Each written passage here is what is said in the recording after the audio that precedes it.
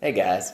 So I wanted to make the video today to share a really, really powerful and potent tool that I've used throughout the past couple years, well, maybe just a year, to navigate through really uncertain, difficult, chaotic, and stressful times. The exercise is called Release Tension, Set Intention. And it actually comes from Brendan Burchard in a book called High Performance Habits.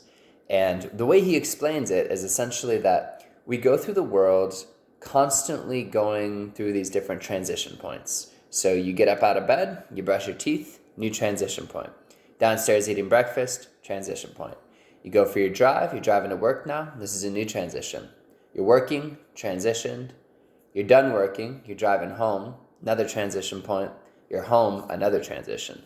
So every time you go into a new environment, you are transitioning. And a lot of us have a very difficult time navigating these transitions. Hard to say this, kind of like in a clean manner. So for example, someone at work pisses you off, that overwhelms your nervous system.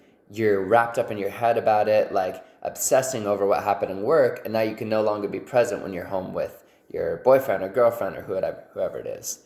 So the release tension, set intention exercise is very, very powerful because essentially you're allowing yourself within those transition points to have a moment of pause, a moment of calm, a moment of clarity. What you do is you take a minute, you just say the word release over and over and over. Release, release, release, release, release, release, release. And as you say release over and over, you visualize and you feel your body, your nervous system, your muscles, everything starting to relax. You feel yourself growing more calm, more centered, more grounded. And this is another aspect of it. You can take it a level further. So our nervous system responds a lot to sound. And something I'll imagine sometimes, if my attention feels like it's being pulled in all these directions towards all these different people who I had to engage with, I'll like snap my fingers and imagine like I'm snipping a cord, like I'm just cutting it, breaking off that channel in a sense. And you can do that as you say release, release, release, release, release. But you have to first give yourself this reminder that when I snap my fingers, I'm going to feel this connection to the person or the environment. I'm going to feel that cut. And then when you affirm it first and then do it, your nervous system responds. So you do those first. If you can snap if you want, don't have to. And so now you're centered. Now you're relaxed. And then from here, set intention. Now you ask yourself, how can I bring the best version of me into this next environment? Whether I'm going to interact with my girlfriend and I don't want to be stressed about the people who slam the door in my face or whatever happened in the work environment. Sometimes what I'll do actually is I'll just stay in my car and I'll do a breathwork video because breathing is one of the fastest ways to change our psyche and change our internal emotional state. And I'll do that first before I'm going to come engage with other people. And potentially, like, I don't want to project my sense of overwhelm onto the people I love, if that makes sense. So with a set intention, you're like, okay, how can I bring the best version of myself into this next environment? You know, how can I really show up? And you visualize yourself, your higher self, or whatever you want to call it, but the version of you that's centered, patient, compassionate, all those things. You visualize that version of you coming into the new environment.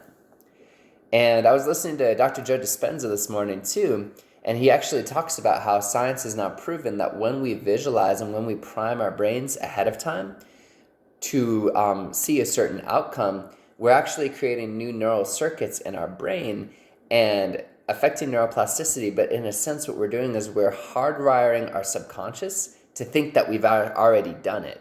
So what this means is we're essentially becoming the kind of person who responds to stress with compassion. We're becoming the kind of person who does that ahead of the actual experience. So it's very, very powerful. Yeah, I think that's all I got. And this, in a sense, will help you to keep the main thing the main thing. So it'll help you stay present. It'll give you that moment to breathe, to reconnect with you, to not feel you're constantly being pulled in 1,000 different directions. Couple other ways to release overwhelm. You can rub your hands together. Silent scream into them, that's a good one. Or scream out loud, but here, worried about people calling the cops, maybe not. And another one is really just like bouncing your body and making sounds, whether you're going,